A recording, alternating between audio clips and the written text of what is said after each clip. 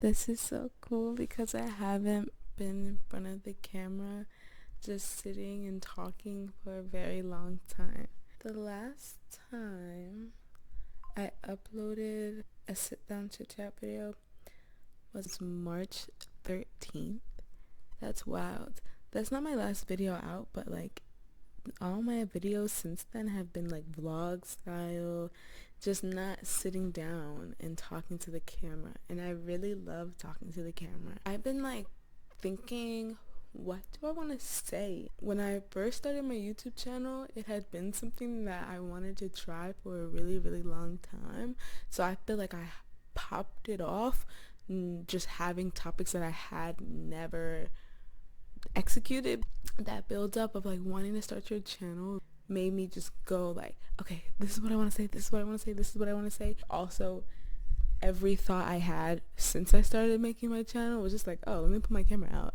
After like 3-4 months of doing that, I was just like, okay, my channel is here. I'm building that muscle of like recording, editing, putting out a video. What do I really want to say though? That was something I needed to reflect on, and I thought that it would be easier to do that whilst taking a break from putting up videos and just kind of being. So now is the time where I want to become like more intentional about the things that I'm saying, especially when it's a video like this. Hi, welcome or welcome back to my channel, where we talk about discovering and rediscovering ourselves through art. I'm Angela, the artist you don't know yet, so let's dig into some shit. Having an alter ego has built my confidence. I would say creating an alter ego is building my confidence, because that just feels a little bit more accurate. When it comes to things like confidence, self-worth, loving yourself, it's very weird to talk about them in permanence because we're never fully developed. No matter how much you read, no matter how much you practice, there's always room for growth because we're human and we'll never be perfect. So there's always somewhere to grow to. Is that kind of toxic? It can be, because if you're striving for perfection, you'll adopt this negative relationship to progress. You're like, okay, I got here, but what's next? I got here, but what's next? And a lot of parts of our society cultivate that aspect of humanity for that reason, to the point where like we're performing and we're being productive to match an image I've talked about before. But yeah, let me not get sidetracked. So having an alter ego is building my confidence, and I thought, I actually could speak to that because I do have an alter ego, and y'all are getting to know me through that alter ego or persona as Ajwa, so that I can create some separation between the art and the artist, my art and myself, even though it's weird because it's like I'm all about personal development. So if I'm saying self-discovery through art, is there a way to like separate the two? I don't know. It's kind of a paradox. But I do believe, as far as sharing my art and showing up artistically, having an alter ego helps, because I get to align my art to a vibration of self that I also don't have to be attached to, like in every single moment of my life. Like I said, when you're trying to be perfect, you're always going to come up short. When you have an alter ego and you can separate the functions of my artistic self and just plain old Jane old Renee,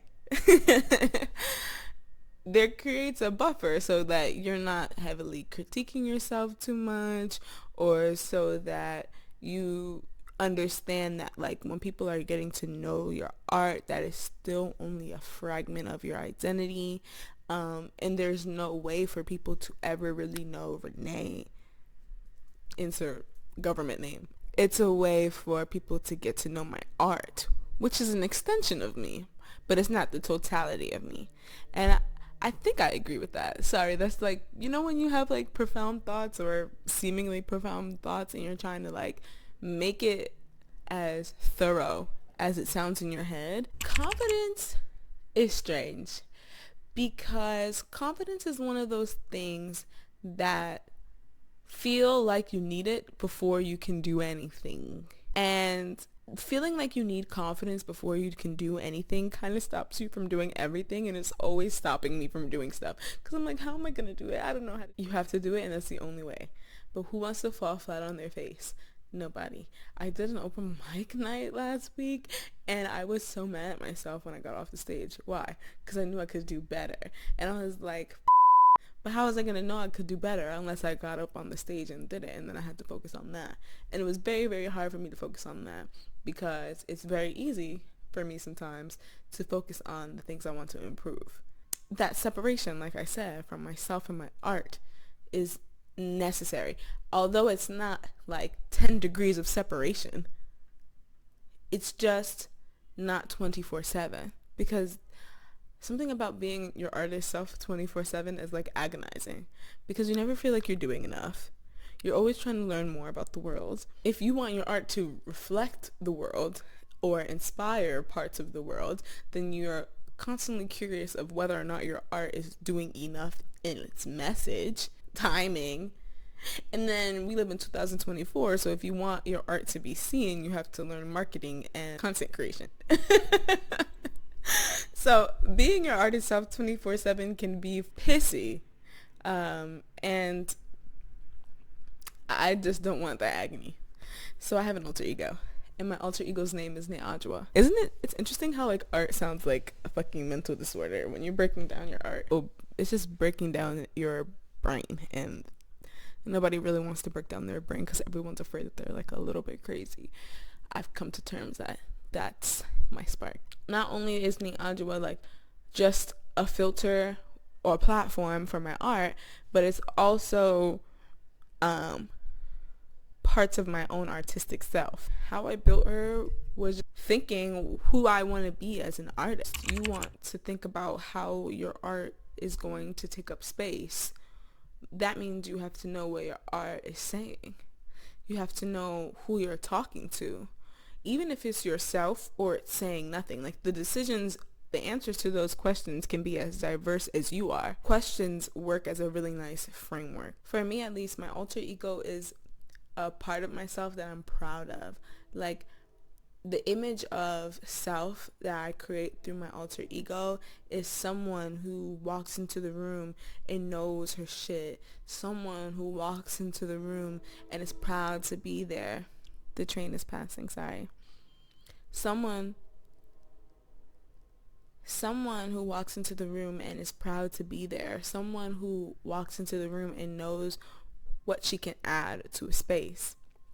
Whether it's her words, her music, her style, her energy, through whatever medium it's expressed. For all of us that are familiar with affirmations, speaking things, put them into existence, speaking positively about yourself, it gets you to like act in that energy. I'm kind. If I tell myself I'm kind all week, I would be more attuned to the kind parts of myself. That's the same thing for like my creativity. What was my last week's affirmation? It was, everything is energy. So I intentionally use my energy in ways that bring me closer to my highest vibration. So that was something that I was telling myself all week. And creatively, specifically, my highest vibration is putting out the art that I love and being confident to share it. And last week, I collaborated with a new producer I never worked with, and it was a good vibe, and we made a song that I really enjoyed. I went out with someone I met in another creative space, and we did an open mic. All I'm saying is that these little actions that you take when you speak them from a place of affirmation, it helps you embody them. As I'm building my alter ego, I build her in affirmatory statements. You know what I mean? I build her in ways that's like, like Neajwa shows up, period. Neajwa is a phenomenal writer. Ne Ajua is stylish. Ne Ajua is funny. Whatever affirming statement that I want to put on my alter ego so that it's easier for me to operate in those energies when I'm being Ne Ajua. Ne Ajua communicates herself clearly. Now all of a sudden I'm reaching out to people and I'm telling them what I want to do when I want to make a song or work with them. I have to have that. I have to have that like affirmation energy behind anything that I'm trying to walk into, because self-talk self-talk is the best talk, and self-talk is so strong. And I have caught myself talking negatively about myself, even if it's just like something so small, like if I'm like grocery shopping and I forgot to get something, I'd be like, I'm so mad at myself, like why would I forget that? And now I'm pissed, like no, for real, that was not even a joke. Like I would be mad and I'd be like, why am I mad? Recently I've been able to catch it a bit more, and I'll be like, why am I that mad at myself? Like it was a very simple mistake, but it's because I spoke it in an affirming way that the energy was now in front of me, and I was now in that energy, and I was operating in that energy. So that could be the case for negative beliefs and negative statements about yourself. It's definitely the truth when I'm talking positively about myself. Why can't it be?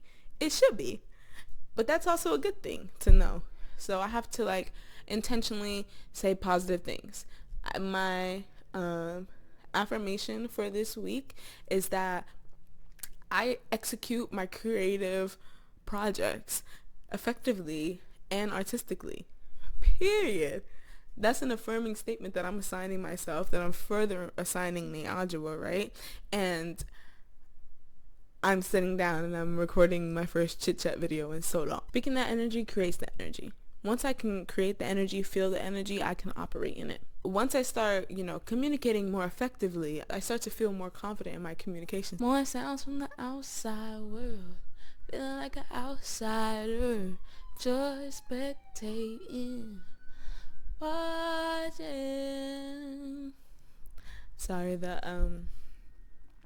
fucking ambulance distracted me. As you start assigning yourselves these affirmatory energies, and then you embody those affirming energies, you start to affirm yourself that you can do these things, and then your confidence is building. And I'm saying you, but I'm really talking about myself. So y'all have to apply this in action to know if it really works for you. So everything I say, always take with a grain of salt. Everything you ever hear anyone say, take with a grain of salt. I love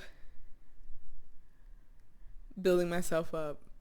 I love when I feel gassed. I love when I can feel that validation from me.